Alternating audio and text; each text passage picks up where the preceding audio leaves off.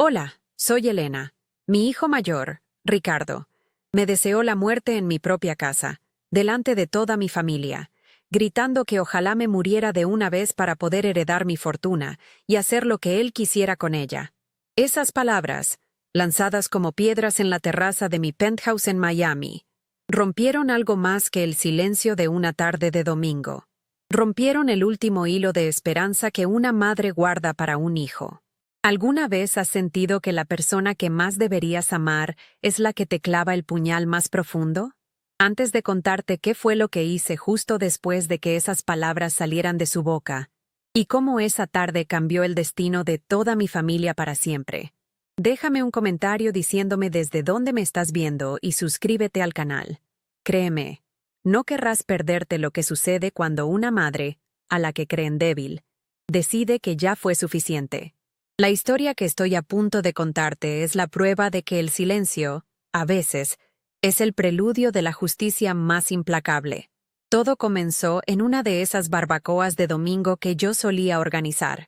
Desde mi terraza, se podía ver todo el skyline de Miami, un imperio de cristal y acero que yo misma había ayudado a construir desde la nada. Era mi forma de mantener a la familia unida, de darles un espacio de lujo y comodidad que yo nunca tuve. Pero esa tarde, el aire se sentía distinto. Había una tensión que ni la brisa del mar podía disipar. Mis otros hijos y mis nietos estaban allí, conversando en voz baja, como si todos estuvieran esperando que la tormenta, que siempre llevaba el nombre de Ricardo, finalmente estallara. Él llegó tarde, como de costumbre, estacionando el Mercedes último modelo que yo le había comprado justo en la entrada del edificio. Bajó con esa arrogancia que el dinero fácil le había dado, luciendo en su muñeca el Rolex que le regalé en su último cumpleaños, un reloj que valía más que la casa en la que yo crecí. Apenas me saludó con un gesto de cabeza, pasó de largo y fue directo a la barra a servirse un whisky doble. No me miró a los ojos ni una sola vez.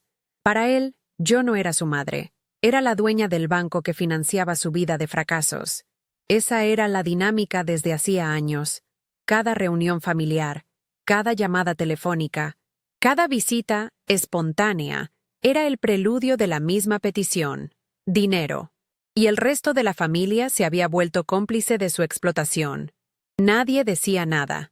Mis otras nueras bajaban la mirada. Mis otros hijos cambiaban de tema. Los nietos se hacían los que no escuchaban. Todos temían a su carácter explosivo. Pero sobre todo, temían perder los privilegios que mi fortuna les otorgaba. Yo estaba rodeada de gente, pero me sentía completamente sola, invisible en mi propia casa, una simple figura decorativa con una chequera abierta. Y como era de esperarse, después de su tercer whisky, se acercó a mí. No lo hizo en privado, sino en medio de todos, como si quisiera que el público fuera testigo de su poder sobre mí. Empezó a hablar de su nuevo proyecto, su cuarta empresa fallida consecutiva. Lo describía con una pasión falsa, usando palabras grandilocuentes que había aprendido en algún seminario barato para emprendedores. No me estaba pidiendo un préstamo, me estaba exigiendo una inversión, como si fuera mi obligación seguir tirando mi dinero en el pozo sin fondo de su incompetencia. Esta vez, algo dentro de mí dijo basta. Lo miré con una calma que ni yo sabía que tenía, y le dije, simplemente, no, Ricardo, esta vez no. No levanté la voz, no le di un sermón. Fue un no, seco, tranquilo, pero cargado con el peso de años de decepciones. No era por el dinero. A mis 78 años, el dinero era solo papel. Era por la humillación, por el descaro de tratarme como un cajero automático sin emociones, por la falta absoluta de respeto hacia la mujer que le había dado la vida y, literalmente, todo lo demás. Su rostro se transformó. La máscara de hijo de negocios exitoso se cayó para revelar al niño malcriado y furioso que siempre había sido. Sus ojos se inyectaron en sangre y por un segundo pensé que me iba a agredir físicamente, pero su arma fue otra. Apuntó su dedo hacia mí y gritó, con toda la fuerza de sus pulmones, esas palabras que se quedaron flotando en el aire, venenosas y eternas. No eres más que una vieja tacaña y miserable. Ojalá te mueras de una vez para poder heredar todo y hacer lo que yo quiera. El silencio que siguió fue absoluto, pesado, vergonzoso. El sonido de las olas y el murmullo de la ciudad parecían haberse detenido para escuchar. Mis nueras empezaron a sollozar en voz baja. Los nietos miraban al suelo, petrificados. Yo, en cambio, no sentí dolor, no sentí tristeza. Sentí como algo dentro de mi pecho, algo que había estado agrietado por mucho tiempo, finalmente se hacía añicos, liberándome. Tomé mi tenedor, corté un trozo de carne del plato y me lo llevé a la boca, masticando lentamente. Incluso esbocé una leve sonrisa. Esa reacción los desconcertó a todos, especialmente a él. No entendían que no estaban presenciando mi derrota, sino el nacimiento de una nueva Elena. Mientras Ricardo se alejaba, dando un portazo que retumbó en toda la terraza, el resto de la familia se quedó congelada, como estatuas en un jardín de lujo. Nadie se atrevía a mirarme, pero yo sentía sus ojos clavados en mí, esperando una reacción. Esperaban lágrimas, un grito de dolor, un desmayo dramático. Pero yo solo seguí comiendo. Cada bocado era un acto de desafío, una declaración silenciosa de que sus expectativas ya no me definían. La carne, que minutos antes me parecía insípida, ahora tenía el sabor de la libertad. Ellos no entendían que su silencio cómplice me había hecho más daño a lo largo de los años que el grito de Ricardo. Su grito solo fue la firma en un contrato de traición que todos ellos habían aceptado en silencio. Mi nuera, la esposa de mi otro hijo, Miguel, se acercó tímidamente, con un pañuelo en la mano. Intentó poner una mano en mi hombro, balbuceando algo sobre que Ricardo no lo decía en serio, que el alcohol lo había hecho hablar de más. Le aparté la mano con suavidad, pero con una firmeza que la hizo retroceder. El alcohol no inventa los sentimientos, querida, le dije en voz baja, sin dejar de mirarla a los ojos. Solo los libera. En su mirada vi la confirmación de lo que ya sabía. Todos pensaban lo mismo. Quizás no con la misma crudeza, pero en el fondo, todos estaban esperando mi final, calculando su parte del pastel, viendo mi vida como el último obstáculo para su comodidad. Mi fortuna no había comprado amor, solo había financiado una paciencia hipócrita. Uno a uno, empezaron a marcharse. Las despedidas fueron murmullos incómodos, besos al aire que no rozaban mi mejilla, excusas baratas sobre compromisos inventados. Veía cómo se subían a sus autos de lujo, autos que yo había pagado, para volver a sus casas en Coral Gables, casas que yo les había regalado. Se llevaban consigo los restos de mi comida en recipientes de plástico, pero dejaban atrás el veneno de su deslealtad. Me quedé sola en esa inmensa terraza, rodeada de los restos de una fiesta que nunca fue una celebración, sino un ritual de humillación. El sol comenzaba a ponerse sobre Miami, tiñendo el cielo de naranjas y púrpuras, un espectáculo hermoso que, por primera vez, me pareció grotesco y falso. Esa noche no pude dormir, no por el dolor, sino por la claridad. Era como si me hubieran quitado una venda de los ojos que llevaba puesta durante décadas. Recorrí el penthouse descalza, sintiendo el mármol frío bajo mis pies. Me detuve frente al gran retrato de mi difunto esposo, Roberto, colgado en la sala principal. Él y yo habíamos empezado con una pequeña tienda de comestibles en Little Havana, trabajando 18 horas al día. Recordé sus manos callosas, su optimismo incansable, el sudor en su frente mientras contaba las ganancias al final del día. Construimos este imperio ladrillo a ladrillo, no para criar buitres, sino para darles a nuestros hijos las oportunidades que nosotros nunca tuvimos. Miré sus ojos pintados en el lienzo y le pedí perdón en silencio. Perdón por haber permitido que su legado, nuestro legado, fuera profanado de esa manera. A la mañana siguiente, con los primeros rayos de sol iluminando la bahía, tomé el teléfono. Mis manos no temblaban. Marqué el número de David, mi abogado y amigo desde hacía más de 40 años. Cuando contestó, mi voz sonó extraña, más joven, más fuerte. David, soy Elena, le dije. Necesito que vengas a mi casa hoy mismo. Es urgente. Vamos a hacer algunos cambios. significativos. Hubo una pausa al otro lado de la línea. David conocía a mi familia. Había sido testigo del comportamiento de Ricardo en más de una ocasión. No hizo preguntas. Simplemente dijo, «Estaré allí en 1 hora». Colgué el teléfono y sentí que el peso de 78 años se desvanecía de mis hombros. Ya no era una víctima. Era la arquitecta de mi propio final. Mientras esperaba a David, abrí la caja fuerte que estaba oculta detrás del retrato de Roberto. Dentro, junto a las escrituras de las propiedades y los certificados de acciones, había una pequeña caja de terciopelo. La abrí. Contenía el primer $1 que ganamos en nuestra tienda, enmarcado, y un par de aretes de perlas que Roberto me había regalado en nuestro primer aniversario. Los saqué y me los puse. Eran un recordatorio de quién era yo antes de ser la matriarca millonaria. Era Elena, la luchadora, la que nunca se rindió. Esos aretes valían mucho más para mí que el Rolex en la muñeca de mi hijo. Eran el símbolo de un amor construido sobre el sacrificio, no sobre la codicia. Ese día, decidí que mi legado no sería el dinero, sino el respeto que me habían negado. David llegó puntual, con su maletín de cuero y una expresión seria. No hubo charla trivial. Nos sentamos en la misma terraza donde había ocurrido la humillación, como si quisiera que las paredes fueran testigos de mi redención. Le conté todo, sin omitir ni una palabra, ni un gesto, ni una mirada. No lloré. Mi relato fue frío, preciso, como si estuviera describiendo una transacción comercial. Él escuchó en silencio, asintiendo de vez en cuando. Cuando terminé, se quitó las gafas, las limpió con un pañuelo y me miró fijamente.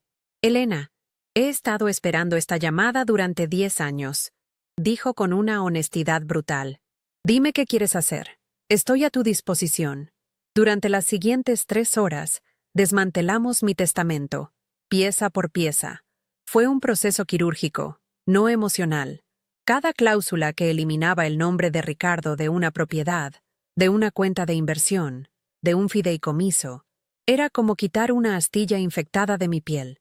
No sentía rencor, solo una necesidad imperiosa de justicia. No se trataba de castigarlo, sino de proteger lo que Roberto y yo habíamos construido con tanto esfuerzo. Se trataba de enseñar una lección final. La herencia no es un derecho. Es el último regalo de amor y respeto de un padre a un hijo. Y Ricardo había demostrado que no era merecedor de ninguna de las dos cosas. El Nuevo Testamento tomó forma. Un porcentaje significativo iría a mis otros hijos y nietos, pero con estipulaciones claras. El dinero debía ser usado para educación o para iniciar negocios legítimos, no para financiar estilos de vida parasitarios. Otra parte, el 20% de todo mi patrimonio, la destiné a una fundación para apoyar a madres solteras emprendedoras en Miami. Mujeres como yo lo fui en mis inicios. El 10% restante se repartiría entre los empleados más leales de mi empresa, gente que me había demostrado más lealtad y respeto en un día que mi propio hijo en toda su vida. Y para Ricardo, mi primogénito, el que llevaba mi sangre, le dejé algo muy específico. David levantó una ceja cuando se lo dicté. «¿Estás segura, Elena? Esto es cruel». Lo miré y una sonrisa se dibujó en mi rostro. La misma sonrisa que había desconcertado a mi familia el día anterior. «No, David, no es cruel. Es poético». Le dejé exactamente $1. El mismo primer $1 que Roberto y yo habíamos ganado. El que guardaba en la caja fuerte.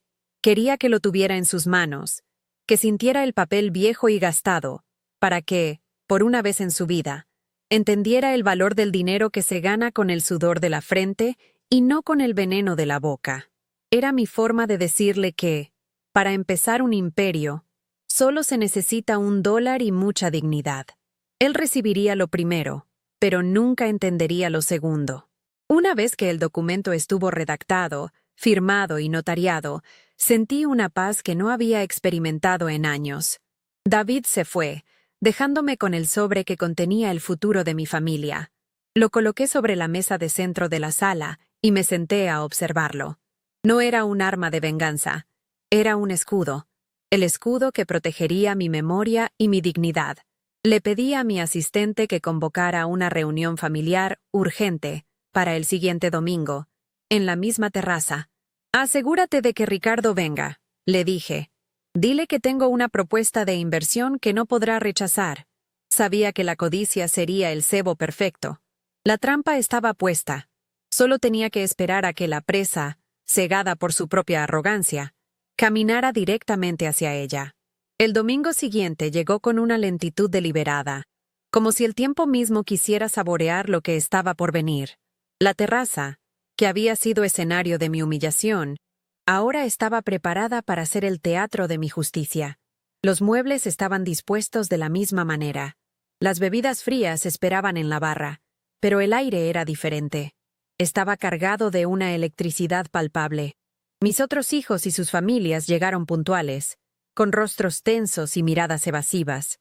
Se sentaron en los bordes de los sofás, sin tocar los aperitivos, hablando en susurros como si estuvieran en un velorio. No sabían qué esperar. Y ese desconocimiento era el primer acto de mi nueva sinfonía. Yo, por mi parte, los recibí con una serenidad que los inquietaba. Llevaba un vestido sencillo y los aretes de perlas de Roberto. Era la única persona en esa terraza que se sentía completamente en paz. Ricardo fue el último en llegar, por supuesto. Entró a la terraza con la misma arrogancia de siempre, pero esta vez la había envuelto en una capa de falsa cordialidad. Caminó directamente hacia mí. Me dio un beso en la mejilla que se sintió como el roce de una serpiente, y me entregó un ramo de lirios blancos. Para la mejor madre del mundo, dijo con una sonrisa que no le llegaba a los ojos. El cinismo era tan espeso que casi se podía cortar con un cuchillo. Estaba actuando, interpretando el papel del hijo arrepentido que había aprendido la lección. Creía que su pequeño berrinche me había asustado y que ahora, con un gesto barato, podría borrar sus palabras y volver a abrir la caja fuerte. Se sentó a mi lado, demasiado cerca, como un depredador marcando su territorio, convencido de que la propuesta de inversión era su victoria. Observé en silencio cómo se desarrollaba la farsa. Mis otros hijos no se atrevían a mirar a Ricardo, pero tampoco a mí. Estaban atrapados en el fuego cruzado de su propia cobardía. Podía ver el cálculo en sus ojos. Si apoyaban a Ricardo, se arriesgaban a mi ira. Si me apoyaban a mí, se arriesgaban a la de él. Así que eligieron la neutralidad, ese refugio de los débiles. Mi nuera, la esposa de Miguel, no paraba de retorcer una servilleta en su regazo, mientras sus hijos miraban sus teléfonos, fingiendo una indiferencia que no sentían. Todos eran actores en esta obra, esperando su paga, sin importar quién escribiera el cheque. Me di cuenta de que mi fortuna no solo había corrompido a Ricardo, había envenenado las raíces de toda la familia, convirtiendo el amor en una transacción y la lealtad en una estrategia de inversión. Cuando todos estuvieron presentes, me levanté. El tintineo de mi copa al chocar suavemente con la mesa fue suficiente para captar la atención de todos. El silencio se hizo instantáneamente. Gracias por venir. Comencé, mi voz firme y clara, resonando en el aire quieto de la tarde. Los he reunido hoy porque la semana pasada ocurrieron cosas que necesitan ser discutidas, cosas que han estado pudriéndose bajo la superficie durante mucho tiempo. Hice una pausa, dejando que mis palabras se asentaran. Recorrí con la mirada cada uno de sus rostros, deteniéndome un segundo más en los de mis nietos. Quería que recordaran este día. Quería que entendieran que el legado de una familia no se mide en propiedades o cuentas bancarias, sino en la dignidad con la que se tratan unos a otros. Su abuelo y yo empezamos con nada, continué, mi voz teñida de una nostalgia que no era fingida. Teníamos un sueño, sí, pero sobre todo, teníamos respeto. Respeto por el trabajo duro, respeto por la palabra dada. Y, lo más importante, respeto el uno por el otro. Cada dólar que ganamos, cada ladrillo que pusimos, estaba impregnado de ese respeto. Construimos este imperio no para que se convirtiera en un campo de batalla para buitres, sino para que fuera un refugio, un lugar donde nuestros hijos y los hijos de nuestros hijos pudieran crecer seguros y con oportunidades. Pero en algún punto del camino, parece que el mensaje se perdió. Parece que el brillo del oro opacó el valor de los principios. Mi mirada se posó en Ricardo, que empezaba a mostrar signos de impaciencia. Él no pudo contenerse. Su arrogancia era un animal salvaje que no podía ser enjaulado por mucho tiempo. Se reclinó en su silla, cruzó los brazos y me interrumpió con un tono condescendiente. «Mamá, por favor, déjate de discursos sentimentales. Todos sabemos por qué estamos aquí. Tienes una propuesta para mí, ¿no? Ve al grano. Algunos de nosotros tenemos cosas importantes que hacer». Esas palabras, dichas con tanta displicencia, fueron el regalo final que necesitaba. Fue la última palada de tierra sobre la tumba de cualquier duda que pudiera haber albergado. Él mismo acababa de demostrar, frente a todos, que no había aprendido nada, que no sentía remordimiento alguno. Su única preocupación era el dinero. El resto era solo ruido molesto. Lo miré, y por primera vez en mucho tiempo, no sentí ni una pizca de amor maternal, solo una lástima fría y distante. Tienes toda la razón, Ricardo. Vayamos al grano. Me incliné y recogí el sobre Manila que había dejado sobre la mesa de centro. Mis movimientos eran lentos, deliberados. El sonido del papel al ser rasgado fue el único ruido en la terraza. Todos los ojos estaban fijos en mis manos, en el documento que saqué del sobre. Ricardo se inclinó hacia adelante, una sonrisa de suficiencia dibujándose en sus labios. Estaba seguro de que ese papel contenía la capitulación de su madre, la financiación de su próximo fracaso. No podía estar más equivocado. Estaba a punto de presenciar la demolición de su mundo, ladrillo por ladrillo. Pero antes de leer, me dirigí a los demás. El domingo pasado, Ricardo gritó algo terrible, pero lo que fue casi tan doloroso como su grito fue el silencio de todos ustedes. Sus miradas cayeron al suelo. Nadie dijo nada, nadie lo detuvo. Nadie vino a preguntarme cómo estaba. Todos ustedes se convirtieron en cómplices de mi humillación con su silencio. Permitieron que esto sucediera porque tenían miedo de perder su parte del pastel. La esposa de Miguel soltó un sollozo ahogado. El grito de Ricardo fue la bala que me hirió, pero el silencio de ustedes fue el veneno que la cubría. Y hoy voy a extraer ese veneno de mi vida para siempre. La atmósfera se volvió gélida. Ya no era un asunto entre una madre y un hijo. Era un juicio para toda la familia. Entonces, volví mi atención completa a mi primogénito. Lo miré directamente a los ojos, sin parpadear. Tus palabras exactas, Ricardo, por si las has olvidado, fueron: ojalá te mueras de una vez para poder heredar todo y hacer lo que yo quiera. Repetí la frase lentamente, saboreando cada sílaba, dejando que el horror de la declaración resonara de nuevo en la terraza. Su rostro perdió algo de color, pero la arrogancia no desapareció por completo. Aún creía tener el control. Aún creía que el amor de una madre era incondicional y, por lo tanto, infinitamente explotable. Me di cuenta de que él no me veía como una persona, sino como un obstáculo temporal, una cerradura que se interponía entre él y su tesoro. Finalmente, bajé la vista al documento que sostenía en mis manos. La sonrisa de Ricardo regresó, más amplia esta vez, creyendo que el momento de su triunfo había llegado. Bueno, hijo, dije, mi voz adquiriendo un tono casi alegre. Dado que tu mayor deseo en la vida parece estar ligado a mi muerte y a mi herencia, he decidido ser considerada. He hecho algunos ajustes a mi testamento para reflejar los recientes acontecimientos familiares, y pensé que sería apropiado compartir con todos ustedes mis últimas voluntades, aquí y ahora, para que no haya malentendidos en el futuro. Levanté el papel, lista para leer. El silencio era tan profundo que podía oír el latido de mi propio corazón, un tambor que marcaba el comienzo de un nuevo tiempo, un tiempo en el que yo, Elena, finalmente, tenía la última palabra. Sostuve el documento en mis manos y el papel se sentía pesado, como si contuviera el peso de todas las palabras no dichas, de todas las decepciones acumuladas a lo largo de los años. El aire en la terraza se había vuelto denso, casi irrespirable. La sonrisa de Ricardo era una mueca de triunfo anticipado. Estaba convencido de que su pequeña rabieta de la semana anterior había funcionado, que yo, su madre, había cedido una vez más a su voluntad. Veía en sus ojos el brillo de la codicia, la imagen de los cheques que ya estaba firmando en su mente. Mis otros hijos, por su parte, parecían encogidos en sus asientos, como si esperaran el impacto de una explosión inminente. No sabían de qué lado estar, así que no estaban en ninguno. Eran espectadores pasivos de su propio destino, esperando a ver quién saldría victorioso para jurarle lealtad al ganador.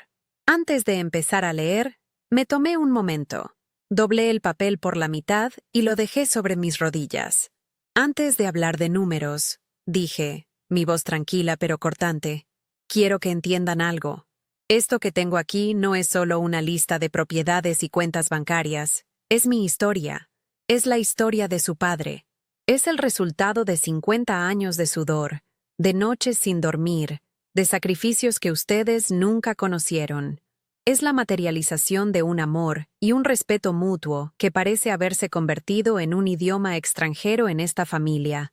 Cada palabra era una piedra que colocaba en el muro que estaba construyendo entre mi pasado de sumisión y mi futuro de dignidad. Quería que entendieran que lo que estaban a punto de perder no era solo dinero, sino el alma misma de nuestro legado familiar, algo que ellos nunca se habían molestado en valorar. Pude ver la incomodidad creciendo en sus rostros. Miguel, mi segundo hijo, se removió en su silla y evitó mi mirada, concentrándose en un punto inexistente en el horizonte de la bahía. Su esposa, Laura, se aferraba a su bolso de diseñador como si fuera un salvavidas, sus nudillos blancos por la presión. Los nietos adolescentes, que hasta ahora habían estado absortos en sus teléfonos, levantaron la vista por primera vez, sintiendo la gravedad del momento. Se dieron cuenta de que esto no era otro drama familiar pasajero, era un ajuste de cuentas. El aire olía a sal y a dinero, pero por debajo, había un hedor a traición que lo impregnaba todo. Eran una galería de estatuas de cera, cada una atrapada en su propia pose de ansiedad y expectación, esperando el veredicto que cambiaría sus vidas para siempre. Ricardo, fiel a su naturaleza, no pudo soportar el suspense ni el sermón. Soltó una risa corta y despectiva. «Ay, mamá, por favor, ¿podemos saltarnos la lección de historia y llegar a la parte importante? La que tiene los ceros a la derecha. Algunos tenemos vidas que vivir, negocios que cerrar». Su descaro fue tan monumental, tan absoluto, que en lugar de ira, sentí una extraña sensación de alivio. Me estaba dando la razón, justificando cada una de las decisiones que había tomado. Estaba demostrando, una vez más, que su alma estaba tan vacía como sus proyectos empresariales. No había nada que salvar allí. No había un hijo perdido al que rescatar, solo un hombre hueco devorado por su propia avaricia. Él mismo estaba firmando su sentencia con cada palabra arrogante que salía de su boca. Lo miré con una calma que lo desarmó. No hubo gritos, no hubo reproches, solo una mirada directa y una frase pronunciada en un tono casi gélido. La paciencia es una virtud, Ricardo. Algo que el dinero no puede comprar y que tú, evidentemente, nunca has tenido interés en adquirir. Pero no te preocupes, ya casi llegamos a tu parte. Solo quiero asegurarme de que todos entiendan el contexto. Porque el contexto, hijo mío, lo es todo. Desdoblé el papel lentamente, el sonido del crujido llenando el silencio tenso. El sol de la tarde se reflejaba en el Rolex de su muñeca mientras él tamborileaba los dedos sobre la mesa de cristal, un gesto de impaciencia que delataba su nerviosismo. La confianza empezaba a flaquear, reemplazada por una sombra de duda. ¿Y si esto no era lo que él esperaba? Comencé a leer, pero no por las cláusulas de distribución. Empecé por el preámbulo, una sección que David y yo habíamos redactado cuidadosamente esa semana. Mi voz sonaba firme mientras leía las palabras que hablaban de Roberto, de nuestros inicios en Little Havana, del valor del trabajo honesto y del principio fundamental sobre el que habíamos construido nuestra vida, que una familia es un equipo, no una competencia por recursos. Este patrimonio, leí en voz alta, no fue creado para financiar caprichos, ni para sostener vidas de ocio y fracaso. Fue concebido como una herramienta para generar oportunidades, para fomentar la educación y para recompensar la lealtad y el respeto. Valores que, lamentablemente, he visto erosionarse con el tiempo. Sentí cómo la temperatura en la terraza bajaba varios grados. Ya no era una madre hablando, era la fundadora de un imperio dictando sus términos.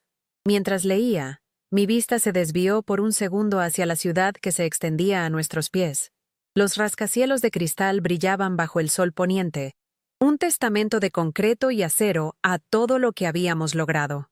Recordé una tarde, hacía más de 30 años, cuando Roberto y yo estábamos en este mismo terreno, que entonces era solo un lote baldío. Él me rodeó con el brazo y dijo: «Un día, Elena, todo esto será de nuestros hijos, pero no les estaremos dejando edificios, les estaremos dejando una responsabilidad». En ese momento, no entendí del todo la profundidad de sus palabras. Ahora, en medio de las ruinas de esa promesa, lo entendía perfectamente. La responsabilidad había sido ignorada, el legado, profanado, y era mi deber, el último servicio a la memoria de mi esposo, restaurar el orden. Un recuerdo fugaz cruzó mi mente, tan vívido como si hubiera ocurrido ayer. Roberto y yo, en la trastienda de nuestra primera bodeguita, contando las monedas al final de un día agotador. Él encontró un billete de $1 roto, y en lugar de tirarlo, lo alisó con cuidado y lo pegó con cinta adhesiva. «Cada centavo cuenta, mi amor», me dijo, «y cada centavo merece respeto». Ese dólar, el que ahora estaba destinado a Ricardo, representaba ese principio, el respeto por el origen, por el esfuerzo, un concepto que mi hijo mayor, con sus autos de lujo y sus relojes de oro, nunca había logrado comprender. El dinero, para él, no tenía historia ni sudor. Era simplemente algo que existía para ser gastado. Esa falta de comprensión fundamental era la raíz de toda nuestra tragedia familiar. Aclaré mi garganta y volví al documento. Pasando a la distribución de los activos, anuncié, y sentí como todos se inclinaban hacia adelante, conteniendo la respiración. He decidido que una parte significativa de mi patrimonio ya no servirá para fines privados, sino públicos. La confusión se apoderó de sus rostros. Ricardo frunció el ceño, sin entender. El 20% de la totalidad de mis bienes será transferido a un fondo fiduciario para crear la Fundación Elena y Roberto Castillo, dedicada a otorgar becas y capital inicial a mujeres emprendedoras de bajos recursos en el condado de Miami-Dade. Un murmullo recorrió la terraza. Esto no estaba en el guión que ellos habían imaginado. Les estaba quitando una parte de su dinero para dárselo a extraños. La primera grieta en su mundo de privilegios acababa de aparecer. Finalmente, después de detallar el 10% destinado a mis empleados más leales y el 70% restante dividido entre mis otros hijos y nietos bajo estrictas condiciones, llegué al final. Levanté la vista del papel y mis ojos se encontraron con los de Ricardo. Su rostro era una máscara de incredulidad y furia contenida. Todavía no había escuchado su nombre. La arrogancia había desaparecido por completo, reemplazada por una ansiedad palpable. Dejé el documento sobre la mesa. Ya no lo necesitaba. Conocía la última cláusula de memoria. Y ahora, dije, mi voz bajando a un susurro que, sin embargo, resonó en toda la terraza con la fuerza de un trueno. Llegamos a la parte que tanto te interesa. La provisión que he dejado específicamente para ti, mi primogénito. Hice una pausa, dejando que la tensión se cocinara a fuego lento. Ricardo se lamió los labios, una mezcla de impaciencia y codicia en su mirada. Para ti, Ricardo, dije, mi voz tan suave como el terciopelo pero tan afilada como el cristal roto.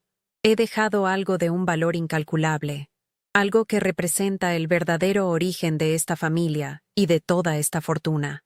Me incliné y deslicé algo sobre la mesa de cristal.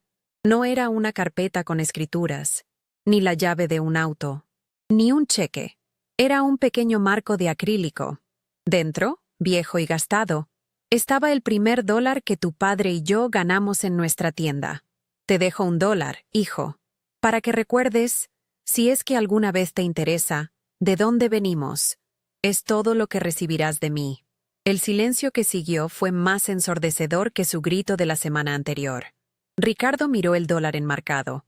Luego me miró a mí, su cerebro tratando de procesar la información. Una sonrisa nerviosa y confusa se dibujó en su rostro. Pensó que era una broma, una lección dramática antes de la verdadera recompensa. ¿$1? Mamá, muy gracioso. Ya basta de juegos. ¿Dónde está la propuesta de inversión?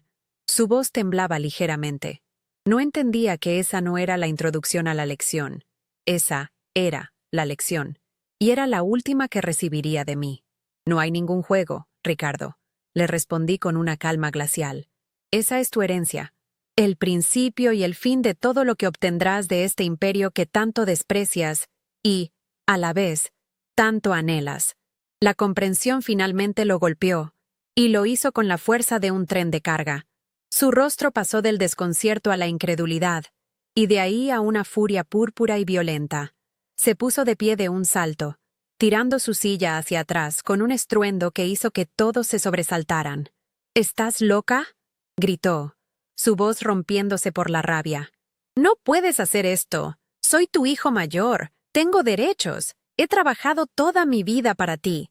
La mentira fue tan descarada, tan absurda, que casi me eché a reír. ¿Trabajado? Su único trabajo había sido encontrar nuevas formas de gastar el dinero que yo ganaba. Él no había construido nada en su vida. Solo había perfeccionado el arte de la demolición, empezando por su propia dignidad y terminando por mi paciencia. Tus derechos terminaron en el momento en que me deseaste la muerte por dinero, le contesté, mi voz sin alterarse. Y en cuanto a que estoy loca, te aseguro que mi abogado, David, quien supervisó y notarió cada página de este documento, puede certificar mi perfecta salud mental. Todo es completamente legal, hermético e irrevocable. No hay un solo centavo, ni una sola propiedad, ni una sola acción a tu nombre. Estás fuera, Ricardo, completamente fuera. La palabra, abogado, pareció quitarle el último resquicio de esperanza. Se dio cuenta de que esto no era un arrebato emocional de una anciana herida. Era una estrategia fríamente calculada y ejecutada con precisión legal. Estaba atrapado. Y la única salida era la puerta por la que había entrado. Desesperado, se giró hacia sus hermanos, buscando un aliado en el campo de batalla que él mismo había creado. Miguel, Sofía, ¿van a quedarse ahí sentados y permitir que haga esto? Es nuestro dinero, el legado de papá. Miguel bajó la mirada, incapaz de enfrentarse a la tormenta. Se encogió en su asiento, convirtiéndose en un hombre pequeño y cobarde. Sofía, mi hija, comenzó a llorar en silencio, pero no hizo ningún movimiento para defenderlo. En ese instante, Ricardo entendió la verdad más amarga de todas. No tenía aliados. Su poder sobre ellos siempre había dependido de su acceso a mi fortuna. Ahora que el grifo se había cerrado para él, era un general sin ejército, un rey sin reino. Su tiranía se había construido sobre cimientos de arena, y la marea acababa de subir. Su rabia, al no encontrar apoyo, se volvió hacia mí con una intensidad redoblada. Apuntó su dedo hacia mi cara, el mismo dedo que me había sentenciado una semana antes. Eres una bruja, una vieja miserable y vengativa. Te vas a arrepentir de esto. ¿Me oyes? Me aseguraré de que te pudras sola en este palacio de oro. Sus insultos ya no me dolían. Eran como piedras lanzadas contra un muro de acero. Yo ya no era la madre frágil que se encogía ante su ira. Era una fortaleza, y él estaba afuera, en el frío, gritando contra unas murallas que nunca podría volver a cruzar. Su veneno ya no podía alcanzarme. Había desarrollado una inmunidad, forjada en el fuego de la traición más profunda. Lo dejé gritar hasta que se quedó sin aire, hasta que su rostro estuvo congestionado y sus ojos inyectados en sangre. El resto de la familia permanecía en un silencio sepulcral, testigos mudos de la caída de un tirano. Cuando finalmente se detuvo, jadeando, me levanté lentamente de mi silla. Caminé hacia él, deteniéndome a solo unos centímetros de distancia. Él era más alto, más fuerte físicamente, Pero en ese momento, yo era la gigante y él, el niño pataleando en el suelo. Lo miré directamente a los ojos, y en los suyos no vi odio, sino pánico. El pánico de un hombre que acaba de perder la única cosa que le daba valor en el mundo, el dinero de su madre. Me deseaste la muerte para poder heredar mi fortuna. Le dije, mi voz apenas un susurro, pero cada palabra cayó sobre él como una losa de granito. Pues bien, voy a ser generosa. Te voy a conceder la mitad de tu deseo. A partir de este momento, para ti, mi fortuna está muerta. Ya no existe. Puedes seguir deseando la otra mitad, pero lo harás sin un solo centavo de lo que Roberto y yo construimos con nuestras manos. Vi cómo algo se rompía en su interior. No el corazón, porque no estoy segura de que tuviera uno, sino el ego. El pilar central de su existencia se había derrumbado, dejándolo en ruinas. Sin decir una palabra más, se dio la vuelta. No caminó, huyó, atravesó la terraza, entró en el apartamento, y un segundo después, escuchamos el portazo de la entrada principal, un sonido final y definitivo. Era el eco del portazo que había dado la semana anterior, pero esta vez no sonaba a desafío, sino a derrota. Me quedé de pie, mirando la puerta cerrada, y no sentí triunfo ni alegría. Sentí una paz profunda y agotadora. La paz que llega después de una larga y dolorosa cirugía, cuando el tumor finalmente ha sido extirpado.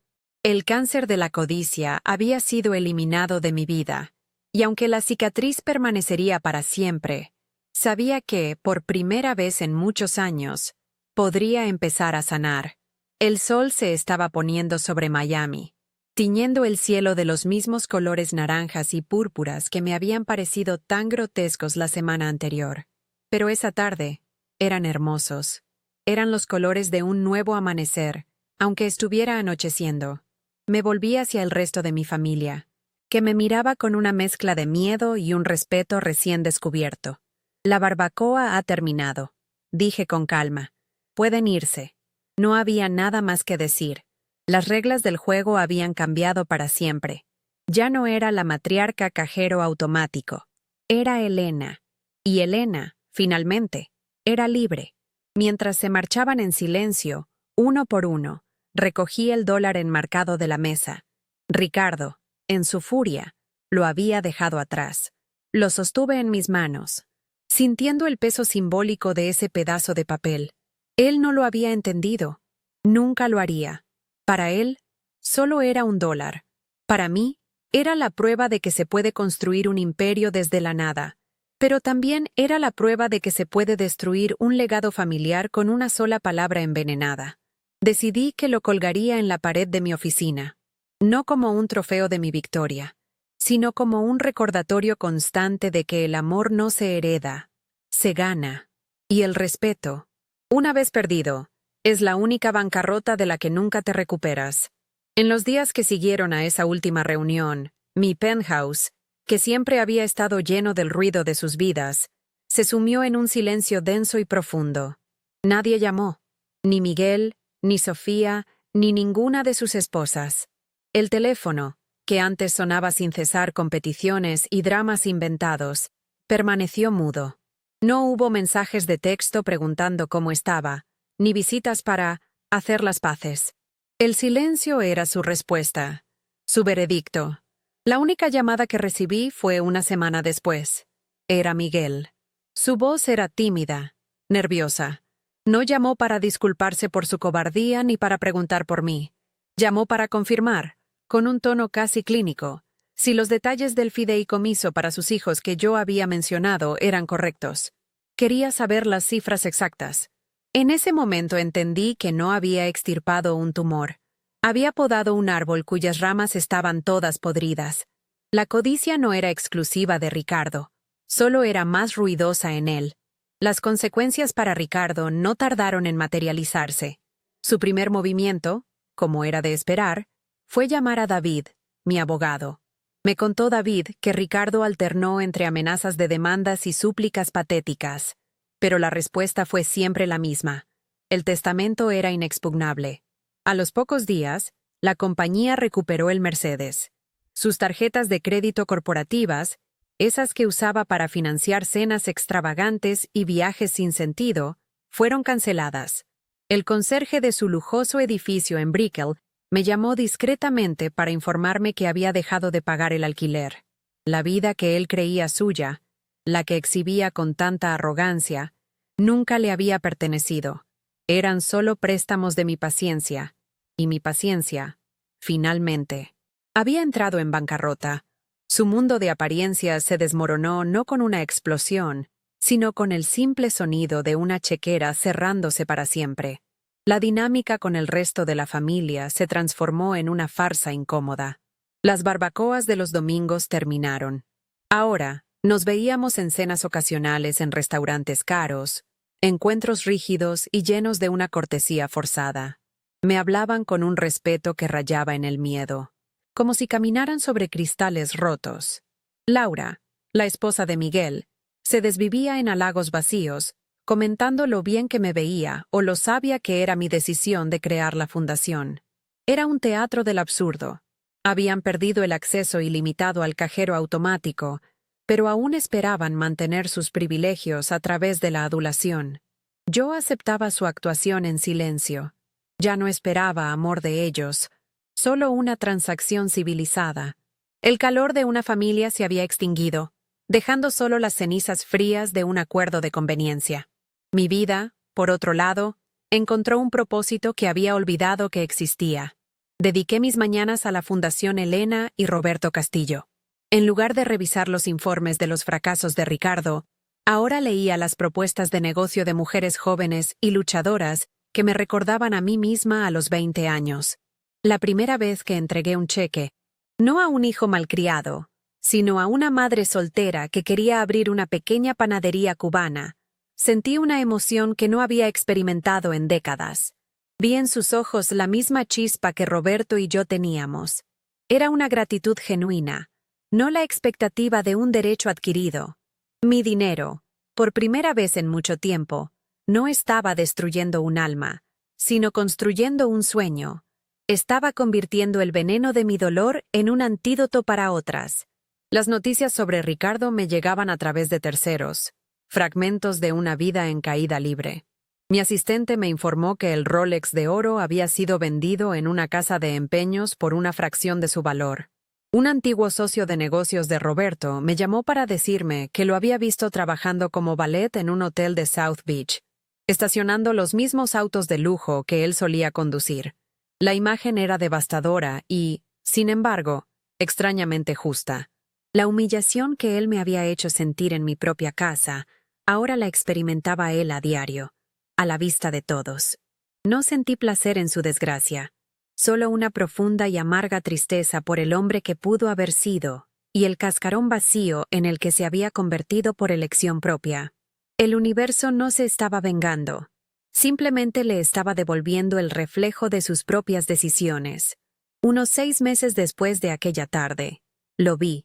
Iba en mi auto, conducido por mi chofer, de camino a una reunión de la fundación.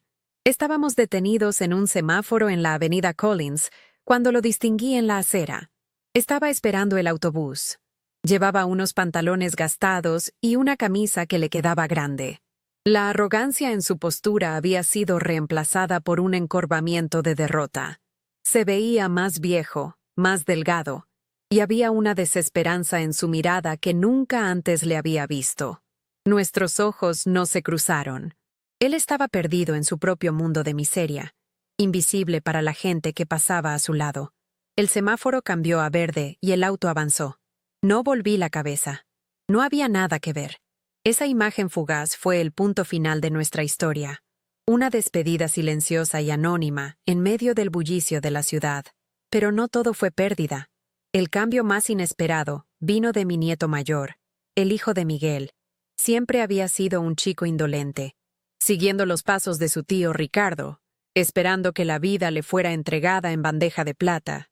Unos meses después de la debacle, pidió verme. Vino solo, sin sus padres. Esperaba otra petición de dinero, pero en su lugar, sacó una carpeta. Contenía un plan de negocios detallado para una pequeña empresa de tecnología. Era sólido, bien investigado y, lo más importante, era suyo. Abuela, me dijo, no quiero un regalo, quiero un préstamo. Y quiero pagarte cada centavo, con intereses. Por primera vez, vi en él el espíritu de su abuelo. Le aprobé el préstamo, no por el plan de negocios, sino por la mirada de respeto en sus ojos. Quizás el legado no estaba completamente perdido después de todo. Pasaron casi 5 años. Mi vida era tranquila, dedicada a la fundación y a ver crecer a los nietos que sí valoraban las oportunidades. Una mañana, llegó una carta a mi penthouse.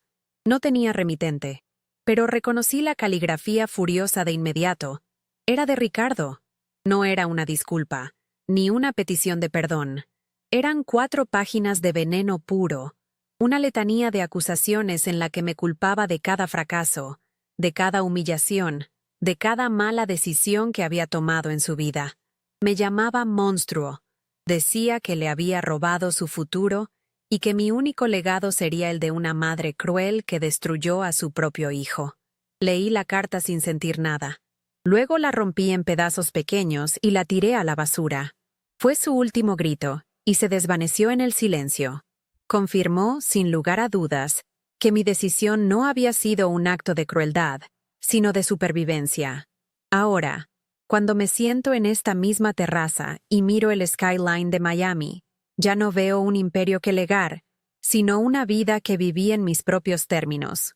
El dólar enmarcado sigue colgado en mi estudio. A veces, mis nietos más pequeños me preguntan por qué es tan importante.